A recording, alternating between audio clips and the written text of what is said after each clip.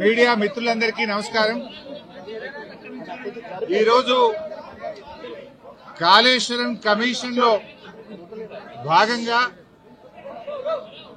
ఈరోజు మమ్మల్ని పిలవడం జరిగింది. కమిషన్ అడిగినటువంటి అన్ని ప్రశ్నలకు కూడా సమాధానాలు చెప్పడం జరిగింది. వారికి సమాధానాలు నోటి మాటగా చెప్పడమే కాదు, అన్ని రకాల ఎవిడెన్స్లు కూడా పూర్తి స్థాయిలో అందించడం జరిగింది. నేను మీడియాతో కూడా ఒకటే కోరుతా ఉన్నా, ఎందుకంటే మేము కమిషన్ ముందు హాజరయ్యి వచ్చి ఇక్కడ నేను రాజకీయాలు మాట్లాడడమో ఇతర అంశాల జోలికి వెళ్ళను. రాజకీయాలుంటే రేపు మాట్లాడుకుందాం, క్వశ్చన్ అండ్ ఆన్సర్స్ రేపు అడగండి, అన్నిటికీ ఆన్సర్ ఇస్తా. బట్ ఈ రోజు ఎందుకంటే కమిషన్ ముందు ఏం జరిగిందో మీకు కావాలి, ఎందుకంటే ఐ కెనాట్ మిస్గైడ్. లోపల ఒకటి చెప్పి బయట ఒకటి చెప్పడం అనేది తప్పవుతుంది. లోపల ఏం జరిగింది, కమిషన్ కు నేను ఏం చెప్పాననేటువంటి అంశాలు మాత్రమే మీ ముందు ఉంచుతాను. మీకు మిగతా ఎన్ని క్వశ్చన్స్ ఉన్నా, ఎన్ని పొలిటికల్ గా కావాలన్నా రేపు మాట్లాడుకుందాం. Today I will not speak any politics. ముఖ్యంగా మొట్టమొదలు తమ్మిడిహట్టి నుంచి మేడిగడ్డకు ఎందుకు మార్చారు అనే దాని మీద చాలాసేపు డిస్కషన్ జరిగింది. దానికి నేను సవివరంగా సమాధానం చెప్పడం జరిగింది. ముఖ్యంగా కొత్తగా ఏర్పడ్డ తెలంగాణ ప్రభుత్వం తమ్మిడిహట్టి దగ్గరే దాన్ని కట్టడానికి అన్ని రకాల ప్రయత్నం చేశాము. నేను ఇరిగేషన్ మంత్రి అయినప్పుడు రివ్యూ చేసుకుంటే ప్రాణహిత చేవెళ్ల ప్రాజెక్టును 7 భాగాలు 28 ప్యాకేజీలుగా నిర్ణయించి టెండర్లు పిలిచి పనులు ప్రారంభించారు. హెడ్ దగ్గర పని స్టార్ట్ చేయకుండా తోకల దగ్గర పని స్టార్ట్ చేసింది. ఎక్కడైతే నీళ్లు డ్రా చేయాలో, ఎక్కడైతే తమ్మిడిహట్టి దగ్గర నుంచి నీళ్లు తేవాలో అక్కడ నుంచి పని ప్రారంభించకుండా ఎక్కడెక్కడో కాలువలు టన్నెలు తవ్వారు. సో నేను ఇరిగేషన్ మంత్రి అయిన తర్వాత రివ్యూ చేసి, మరి ఈ ప్రాజెక్టులో ఆల్రెడీ ఖర్చు జరిగింది కదా, దీన్ని కొనసాగించాలని అప్పటి మహారాష్ట్ర కాంగ్రెస్ ప్రభుత్వానికి మేము కన్సల్ట్ చేశాం. హసన్ మిష్రిఫ్ గారు కర్ణాటక ఇరిగేషన్ మినిస్టర్ గా ఉంటే ఆయన దగ్గరికి ప్రభుత్వం ఏర్పడ్డ నెల రోజులకే వెళ్లి, మీరు దయచేసి మాకు అనుమతి ఇవ్వండి, మేము ఇక్కడే మహారాష్ట్ర ప్రభుత్వానికి మేము కోరాం, దయచేసి మాకు అనుమతి ఇవ్వండి, మేము మా వాళ్ళు మాకంటే ముందున్న ప్రభుత్వం మరి తమ్మిడిహట్టిని నిర్ణయించుకొని ఆల్రెడీ పనులు ప్రారంభించారు, 28 ప్యాకేజీలకు టెండర్లు పిలిచారు, మమ్మల్ని ఇక్కడ కట్టుకోవడానికి అనుమతి ఇవ్వండి అని అప్పటి మహారాష్ట్ర కాంగ్రెస్ మంత్రి, నీటిపారుదల శాఖ మంత్రి హసన్ మిష్రిఫ్ గారిని కోరాం. ఆ మినిట్స్ ఆఫ్ ద మీటింగ్ కూడా కమిషన్ కి అందించాను. ఆనాడు ఇరిగేషన్ మంత్రిగా ఉన్నటువంటి మిష్రిఫ్ గారు చాలా స్పష్టంగా ఏం చెప్పిందంటే, మేము 7 ఏళ్లుగా ఇక్కడ కట్టడానికి ఒప్పుకోలేదు, మా రాష్ట్రంలో ధర్నాలు ఉద్యమాలు జరుగుతా ఉన్నాయి, మేము 152 మీటర్ల దగ్గర ఒప్పుకోలేము. ఈ విషయం మీద మా ముఖ్యమంత్రి పృథ్వీరాజ్ చౌహాన్ గారు మీ ముఖ్యమంత్రి కిరణ్ కుమార్ రెడ్డికి ఇప్పటికే లేఖ రాశారు అని ఆ లేఖ నాకు అందించారు. ఆ లేఖని ఇప్పుడు కమిషన్ దృష్టికి తీసుకుపోయాను నేను. ఆ లేఖలో ఏముందంటే, మీకు మీరుగా నిర్ణయించుకొని పనులు ప్రారంభిస్తే మీరు చేసే ఖర్చు, మీరు చేసే డబ్బు ఏదైతే ఖర్చు చేస్తుందో అదంతా వృధాగా మారే అవకాశం ఉంది అని పృథ్వీరాజ్ చౌహాన్ గారు మన రాష్ట్ర ముఖ్యమంత్రికి రాసిన లేఖను ఆనాటి కాంగ్రెస్ మంత్రి నాకు ఇచ్చారు. అంటే మీరు ఇట్లా పోతున్నారు, తప్పు అనే విషయం, ఆ విషయం కూడా కమిషన్ దృష్టికి తీసుకుపోయాం. ఎట్ ద సేమ్ టైం ఒక 5-6 మీటింగ్లు జరిగినాయి మహారాష్ట్ర తెలంగాణ మధ్య.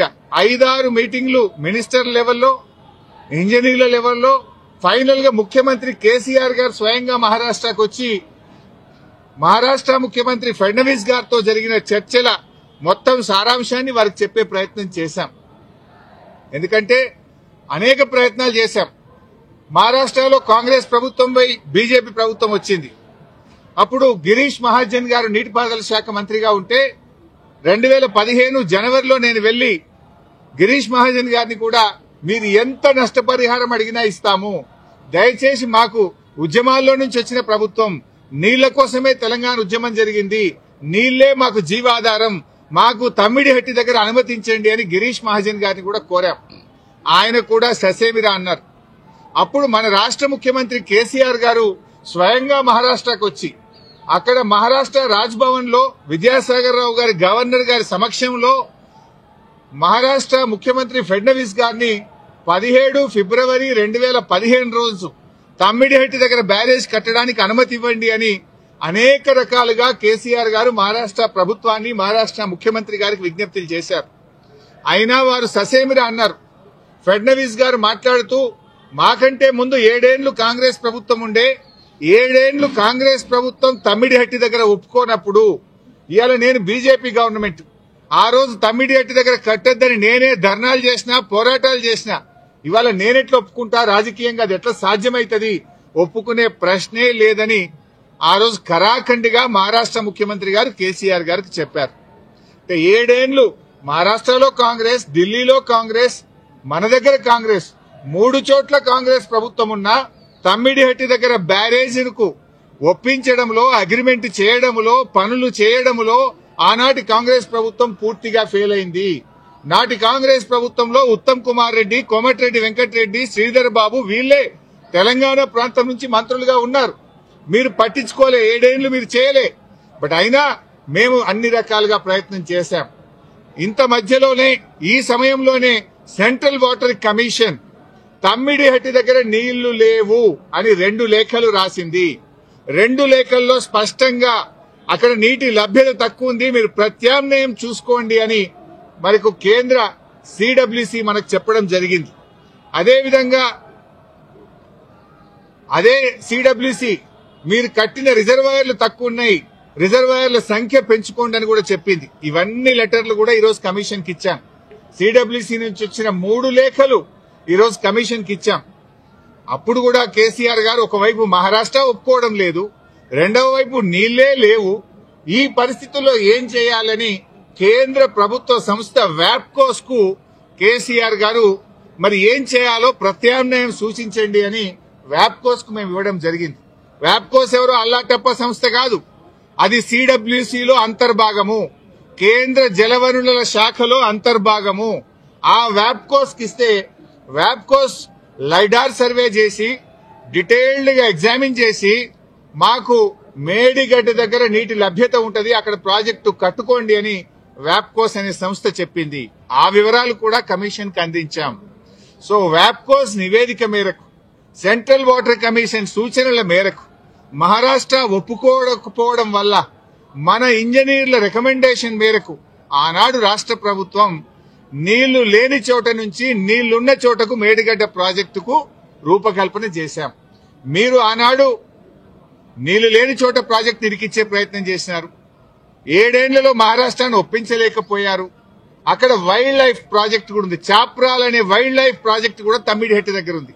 వైల్డ్ లైఫ్ ప్రాజెక్టుకి అనుమతి రావాలంటే 10 ఏళ్లు అవుతుంది. మరి పోరాటాల నుంచి నీళ్ల కోసం ఉద్యమించిన తెలంగాణ ప్రభుత్వం నీళ్ల కోసం మేము వ్యాప్కోస్ యొక్క ఆలోచన మేరకు, సూచనల మేరకు నీళ్లు లేని చోట మీరు ప్రాజెక్టు ప్రతిపాదిస్తే నీళ్లు ఉన్న చోటికి మార్చడం జరిగింది. ఎందుకు మార్చామనేది documents, evidences, meeting minutes, central water commission లెటర్లు, మహారాష్ట్ర ముఖ్యమంత్రి రాసిన లెటరు అన్నింటినీ కూడా కమిషన్ కు పూర్తి ఆధారాలతో సహా సమర్పించడం జరిగింది. ఎందుకు మార్చవలసి వచ్చిందో సవివరంగా చెప్పేటువంటి ప్రయత్నం మేము చేయడం జరిగింది. కాళేశ్వరం కార్పొరేషన్ కు కేబినెట్ అనుమతి ఉందా అని అడిగారు. కేబినెట్ అనుమతి ఉంది అని స్పష్టంగా వివరాలన్నీ కూడా అందించడం జరిగింది. అదేవిధంగా బ్యారేజీ లొకేషన్ మార్పుల గురించి కూడా అడిగారు. అన్నారం, సుందిళ్ల గురించి అది ప్యూర్లీ టెక్నికల్ డెసిషన్. ఇంజనీర్లు డీటెయిల్డ్ సర్వే ఆధారంగా దేశంలో అనేక ప్రాజెక్టులకు కూడా ఈ రకంగా మారుతుంటాయి. మన నాగార్జున సాగర్ కూడా మారింది, ఎస్ఆర్ఎస్పీ ప్రాజెక్ట్ కూడా మారింది. సో అది ఏదన్నా డెసిషన్ బ్యారేజ్ కొంత ముందుకు వెనకకు జరిగేది అది ఇంజనీరింగ్ డిపార్ట్మెంట్ తీసుకోవాల్సినటువంటి నిర్ణయాలు అనేటువంటి విషయాన్ని కూడా కమిషన్ గారు అడిగినప్పుడు మేము చెప్పడం జరిగింది. మొత్తంగా ఈ ప్రాజెక్టులో రిజర్వాయర్ల కెపాసిటీ ఎంత, నీటి నిల్వ సామర్థ్యం ఎంత ఉంది అని అడిగితే 141 టీఎంసీల సామర్థ్యం ఉందని చెప్పి కూడా మేము వారికి చెప్పడం జరిగింది. అదేవిధంగా కాళేశ్వరంను కొంతమంది ఇవాళ పిచ్చి పిచ్చిగా కూలేశ్వరం అని మాట్లాడుతున్నారు. మొన్ననే నేను ప్రజెంటేషన్ లో కూడా సవివరంగా చెప్పాను. కాళేశ్వరంలో 100 భాగాలు ఉన్నాయి. 100 భాగాలు అన్ని ఇంటాక్ట్ ఉన్నాయి. లైక్ ఇప్పుడు మనం మొన్న అనుకున్నట్టుగా 3 బ్యారేజీల్లో, అదేవిధంగా కాళేశ్వరంలో 16 రిజర్వాయర్లు, 19 సబ్స్టేషన్లు, 21 పంప్ హౌస్లు, 203 కిలోమీటర్ల గ్రావిటీ టనెళ్లు, 98 కిలోమీటర్ల ప్రెషర్ మెయిన్స్, 1531 కిలోమీటర్ల గ్రావిటీ కెనాల్స్ ఇవన్నీ కూడా ఇంటాక్ట్ ఉన్నాయి. ఒకవైపు ముఖ్యమంత్రి గారు మొన్న పోయి గంధమల్లకు శంకుస్థాపన చేశారు. మరి గంధమల్లకు నీళ్లు ఎక్కడి నుంచి పోతాయి? మల్లన్న సాగర్ నుంచి పోతాయి. మల్లన్న సాగర్ ఎక్కడిది? కాళేశ్వరంలో అంతర్భాగం. ఇంకొక వైపు హైదరాబాద్ కు మూసీ సుందరీకరణకు నీళ్లు తెస్తా అంటున్నారు. ఎక్కడి నుంచి తెస్తా అంటున్నారు? మూసీకి హైదరాబాద్ కు 30 టీఎంసీల నీళ్లు తెస్తామంటున్నారు. మల్లన్న సాగర్ నుంచి తెస్తామంటున్నారు. మల్లన్న సాగర్ ఎక్కడిది? కాళేశ్వరంలో అంతర్భాగం. అంటే ఇంత స్పష్టంగా ఒకవైపు ప్రభుత్వమే కాళేశ్వరం మీద ఆధారపడి హైదరాబాద్ కు 30 టీఎంసీల నీళ్లు తేవడానికి టెండర్లు పిలుస్తుంది. ఇంకొక వైపు మల్లన్న సాగర్ మీద ఆధారపడ్డ గంధమల్లకు టెండర్లు పిలిచి ముఖ్యమంత్రి శంకుస్థాపన చేస్తారు. ఇంకొక వైపు కాళేశ్వరం కూలింది, కుప్పగూలింది, కాళేశ్వరం లేదు అంటారు. అంటే ఇవాళ ప్రభుత్వం డొల్లతనం పూర్తిగా బయటపడ్డది. ఎప్పటికైనా కాళేశ్వరమే తెలంగాణకు లైఫ్ లైన్, జీవధార అనేది ఇవాళ ప్రజలకు స్పష్టమైంది. కమిషన్ ముందు కూడా చాలా వివరంగా అన్ని కూడా మేము ఏది నోటి మాటగా చెప్పలే, విత్ డాక్యుమెంటరీ ఎవిడెన్స్, సాక్ష్యాధారాలతో సహా గత ప్రభుత్వంలో తీసుకున్న నిర్ణయాలు, సిడబ్ల్యూసి రిపోర్ట్లు, వ్యాప్కోస్ రిపోర్ట్లు, కేబినెట్ నిర్ణయాలు అన్ని కూడా ఆధారాలతో సహా కమిషన్ కోరిన విధంగా మేము సబ్మిట్ చేయడం జరిగింది.